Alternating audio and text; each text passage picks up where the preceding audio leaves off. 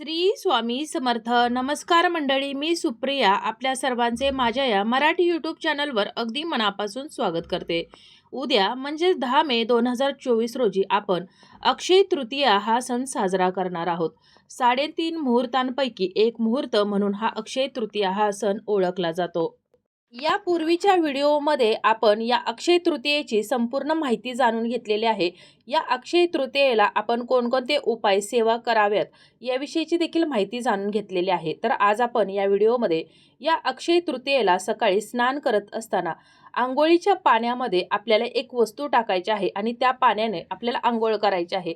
याविषयीची अगदी थोडक्यात पण महत्त्वाची माहिती आज आपण जाणून घेणार आहोत. ही वस्तू तुम्ही अंघोळीच्या पाण्यात टाकल्यामुळं तुमच्या घरामध्ये जे दारिद्र्य असेल किंवा विघ्न असतील, बाधा असतील किंवा शत्रुपीडा असेल तर ते सर्व नष्ट होऊन लक्ष्मी मातेच्या कृपेनं तुमच्या घराची भरभराट होणार आहे. तुमच्या सर्व इच्छा मनोकामना पूर्ण होणार आहेत. आता ही अशी कोणती वस्तू आहे जी आपल्याला या अक्षय तृतीयेला अंघोळ करत असताना अंघोळीच्या पाण्यामध्ये टाकायची आहे, याविषयीची अगदी थोडक्यात पण महत्त्वाची माहिती जाणून घेण्याकरिता व्हिडिओ शेवटपर्यंत पहा, जेणेकरून महत्त्वपूर्ण माहिती तुमच्यापर्यंत पोहोचेल. त्याचबरोबर चॅनलवर जे नवीन आहेत त्यांनी चॅनलला सबस्क्राईब करा, जेणेकरून आपले असेच येणारे नवनवीन माहितीमय आणि भक्तिमय व्हिडिओ तुमच्यापर्यंत पोहोचत राहतील. तसेच व्हिडिओ पाहत असताना व्हिडिओला लाईक करायला विसरू नका. आपल्या प्रत्येकाच्या कुटुंबामध्ये काही ना काही अडचणी, विघ्न, संकट, बाधाही असतातच. मग त्यासाठी आपण उपाय, तोडगे, सेवा ह्या करत असतो.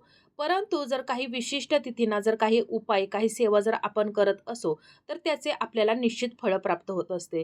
आणि म्हणूनच आपल्याला या अक्षय तृतीयेला हा उपाय करायचा आहे. अमावस्या असेल, पौर्णिमा असेल, संकष्टी चतुर्थी असेल, एकादशी असेल तर त्यावेळेला देखील आपण हा जो मी उपाय सांगणार आहे तर तो उपाय करायचा आहे. तुम्ही कष्ट करत असता, मेहनत करत असता, परंतु केलेल्या कष्टाला, मेहनतीला तुमच्या यश प्राप्त होत नाही. तुम्ही कितीही पैसा कमवला, कितीही मेहनत केली तरी देखील घरामध्ये कमवून आणलेला पैसा टिकत नाही. कोणत्या ना कोणत्या मार्गाने तो घराबाहेर जात असतो. हे सर्व होत असतं आपल्या घरामध्ये असलेल्या दोषामुळं.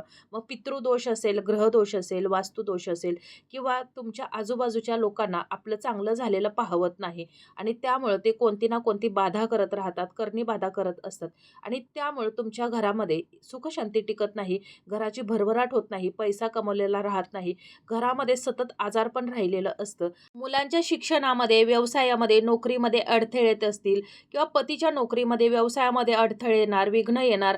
त्याचबरोबर तुमच्या मुलांची लग्न ठरत नसतील किंवा पती-पतीमध्ये सतत वादविवाद, कलह, घरामध्ये अशा काही गोष्टी घडत राहतात की ज्यामुळं आपल्या घरामध्ये एक प्रकारची नकारात्मकता पसरून जाते आणि यामुळं आपल्याला काय करावं, काय उपाय करावा हे सुचत नाही. आणि म्हणूनच अशा जर काही विशिष्ट तिथींना तुम्ही जर काही उपाय, काही सेवा जर करत राहिला तर त्यांचा तुम्हाला निश्चित फायदा होत असतो. आणि म्हणूनच या अक्षय तृतीयेला तुम्हाला हा उपाय करायचा आहे. तर आता मी तुम्हाला जी वस्तू सांगणार आहे, जी अंघोळीच्या पाण्यामध्ये आपल्याला टाकून अंघोळ करायची आहे, तर ती घरातील एकाच व्यक्तीच्या नाही तर कुटुंबातील प्रत्येक व्यक्तीच्या अंघोळीच्या पाण्यामध्ये तुम्हाला या वस्तू टाकायच्या आहेत आणि त्या पाण्यानं स्नान करायचं आहे. आता आपल्या घरातील प्रत्येक व्यक्तीच्या मागे कोणती ना कोणती साडेसाती, बाधा, दोष हा असतोच आणि त्यामुळेच तुमच्या प्रत्येक व्यक्तीच्या कुटुंबातील अंघोळीच्या पाण्यामध्ये ही वस्तू टाकायची आहे. तर या दिवशी, या अक्षय तृतीयेच्या दिवशी आपल्याला सकाळी ब्रह्ममुहूर्तावर उठायचं आहे आणि त्यानंतर सर्वप्रथम आपल्या घराची आपल्याला साफसफाई करायची आहे. संपूर्ण घराची साफसफाई करायची आहे आणि ज्या ठिकाणी आपल्याला पाण्याचा वापर करायचा आहे म्हणजेच फरशी पुसण्यासाठी किंवा इतर ठिकाणी साफसफाईसाठी, तर त्या पाण्यामध्ये तुम्हाला खडे मीठ, ज्याला आपण समुद्री मीठ म्हणतो, तर ते टाकायचं आहे. यामध्ये तुम्हाला चिमूटभर हळद टाकायची आहे आणि या पाण्याने तुमचं संपूर्ण घर तुम्हाला साफ करून घ्यायचं आहे, फरशी पुसून घ्यायची आहे.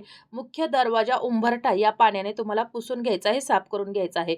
यामुळे तुमच्या घरामध्ये जी नकारात्मकता पसरलेली आहे तर ती दूर होण्यास मदत होणार आहे. आणि त्यानंतर तुमच्या कुटुंबातील सर्व व्यक्तींनी स्नान करायचं आहे. स्नान करत असताना आता मी ज्या काही वस्तू सांगत आहे तर त्या प्रत्येकाच्या अंघोळीच्या पाण्यामध्ये तुम्हाला टाकायच्या आहेत.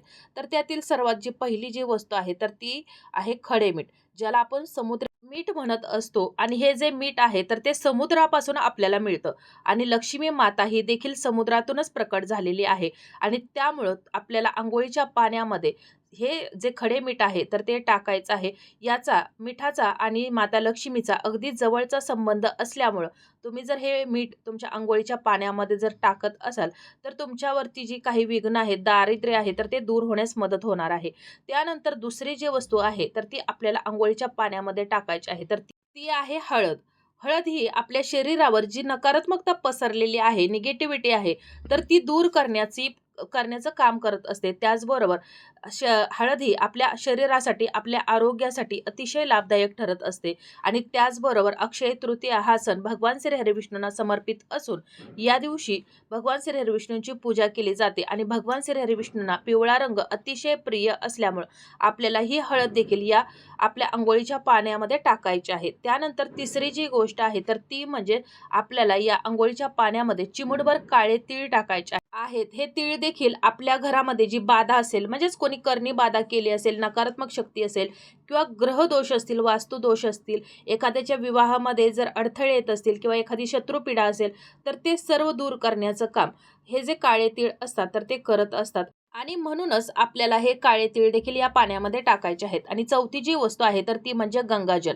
हे गंगाजल आपल्याला अंघोळीच्या पाण्यामध्ये टाकायचं आहे आणि या पाण्यानं स्नान करायचं आहे. जर तुमच्याकडं गंगाजल नसेल तर थोडंसं गोमूत्र टाकलं तरी देखील चालेल. परंतु या दिवशी अंघोळीच्या पाण्याला विशेष महत्त्व असल्यामुळं, म्हणजे स्नानाला विशेष महत्त्व असल्यामुळं तुम्हाला यामध्ये गंगाजल अवश्य मिसळायचं आहे. तुमच्याकडे जर पंचगव्य असेल तर अतिशय उत्तम. या अंघोळीच्या पाण्यामध्ये तुम्ही पंचगव्य देखील टाकू शकता आणि अशा या पाण्याने कुटुंबातील सर्व व्यक्तींनी या दिवशी स्नान करायचं आहे. अगदी लहान बाळापासून वृद्ध व्यक्तींपर्यंत अशा या पाण्याने तुम्हाला स्नान करायचं आहे. जेणेकरून तुमच्या शरीरामध्ये जी नकारात्मकता पसरलेली आहे किंवा कोणती विघ्न आहेत, बाधा आहेत, तर ती सर्व काही दूर होण्यास मदत होणार आहे. त्याचबरोबर तुम्ही तुमच्या घरामध्ये पैसा टिकत नसेल, घरामध्ये दारिद्र्य असेल किंवा वास्तुदोष असेल, पितृदोष जरी असेल, तर ते देखील दूर होण्यास मदत होणार आहे. तर हा जो उपाय आहे, तर तो उपाय तुम्हाला या अक्षय तृतीयेलाच करून चालणार नाही. तर ज्या विशिष्ट तिथी असतात, म्हणजेच अमावस्या, पौर्णिमा, संकष्टी, एकादशी, तर त्या दिवशी करायचा आहे. शनिवारी देखील तुम्हाला हा उपाय करत राहायचा आहे. त्याचबरोबर तुम्ही दररोज देखील हा उपाय केला तरी देखील चालेल. तर काय करायचं आहे, तर संध्याकाळी ज्यावेळेला तुम्ही झोपत असता, तर त्यावेळेला झोपण्यापूर्वी तुम्हाला एक तांब्याभर पाणी तुमच्या उशाशी ठेवायचं आहे. या पाण्यामध्ये तुम्हाला या मी वस्तू सांगितलेल्या आहेत, तर त्या वस्तू तुम्हाला या पाण्यामध्ये टाकायच्या आहेत. म्हणजे चिमूटभर हळद, चिमूटभर काळे तीळ, गंगाजल आणि खडे मीठ. तर या ज्या 4 वस्तू आहेत, तर तुम्हाला या पाण्यामध्ये टाकायच्या आहेत. पंचगव्य असेल तर अतिशय उत्तम. त्यानंतर हे पाणी आहे, तर ते तुम्हाला हातामध्ये घ्यायचं आहे आणि तुमच्या मनामध्ये ज्या काही इच्छा असतील, मनोकामना असतील, तुमची काही विघ्न असतील, संकटं असतील, बाधा असतील, तर ती सर्व काही तुम्हाला हे पाणी हातात घेऊन बोलायचं आहे. माता लक्ष्मीला, भगवान श्री हरिविष्णूंना प्रार्थना करायची आहे आणि तुम्हाला दुसऱ्या दिवशी सकाळी अंघोळ करत असताना अंघोळीच्या पाण्यामध्ये हे पाणी ओतायचं आहे आणि या पाण्याने तुम्हाला दररोज स्नान करायचं आहे. दररोज जरी तुम्हाला हे शक्य होत नसेल तरी देखील या मी 4 तिथी सांगितलेल्या आहेत. त्याचबरोबर शनिवार या दिवशी तुम्हाला अशा प्रकारे स्नान करायचं आहे. त्याचबरोबर तुम्हाला जर असं वाटत असेल की तुमच्या घरामध्ये काही विघ्न येत आहेत, बाधा येत आहेत किंवा कोणीतरी नकारात्मक शक्ती आपल्या घरामध्ये फिरत आहे, तर त्यावेळेला देखील तुम्ही अशा प्रकारे स्नान केलं तर देखील चालेल. हा अत्यंत साधा सोपा परंतु अत्यंत प्रभावी उपाय आहे आणि दररोज तुम्ही हा जर उपाय केला तर तुमच्या घरावरची सर्व संकट, बाधा दूर होण्यास मदत होणार आहे. तर अशा प्रकारे स्नान झाल्यानंतर आपल्याला माता लक्ष्मी, भगवान श्री हरिविष्णूंची विधिवत पूजा करायची आहे आणि त्यानंतर पुन्हा एकदा तुम्हाला भांड्यामध्ये एका पाणी घ्यायचं आहे. त्यामध्ये तुम्हाला खडे मीठ टाकायचं आहे, चिमूटभर हळद टाकायची आहे आणि यामध्ये तुम्हाला गंगाजल असेल तर अतिशय उत्तम किंवा गोमूत्र टाकायचं आहे आणि हे जे पाणी आहे तर एक आंब्याचं पान घ्यायचं आहे आणि या आंब्याच्या पानाने तुमच्या संपूर्ण घरामध्ये हे पाणी शिंपडायचं आहे. जेणेकरून तुमच्या घरामध्ये जी नकारात्मकता पसरलेली आहे किंवा कोणती विघ्न आहेत, तर ती दूर होण्यास मदत होणार आहे. तुमचा घराचा उंबरठा असेल, दरवाजा असेल, तर त्यावर तुम्हाला हे पाणी शिंपडायचं आहे. घरातील प्रत्येक व्यक्तीच्या अंगावर तुम्हाला हे पाणी शिंपडायचं आहे. देवघरावरती पाणी शिंपडायचं आहे. आता मी तुम्हाला अंघोळीच्या पाण्यामध्ये ज्या काही वस्तू सांगितलेल्या आहेत, तर या वस्तू टाकल्यामुळे तुमच्या घरामध्ये जर एखादी आजारी व्यक्ती असेल, तर तिचं देखील आजारपण दूर होण्यास मदत होणार आहे. आणि म्हणूनच या अंघोळीच्या पाण्यामध्ये अशा प्रकारे या वस्तू टाकून तुम्हाला या दिवशी स्नान करायचं आहे. त्याचबरोबर मी ज्या काही विशिष्ट तिथी सांगितल्या त्यांना देखील करायचं आहे. ज्यामुळं माता लक्ष्मी तुमच्यावर प्रसन्न होणार आहे आणि तुमच्या सर्व इच्छा मनोकामना पूर्ण होणार आहेत. त्याचबरोबर जर एखादी शत्रुपीडा असेल तर ती देखील दूर होण्यास मदत होणार आहे.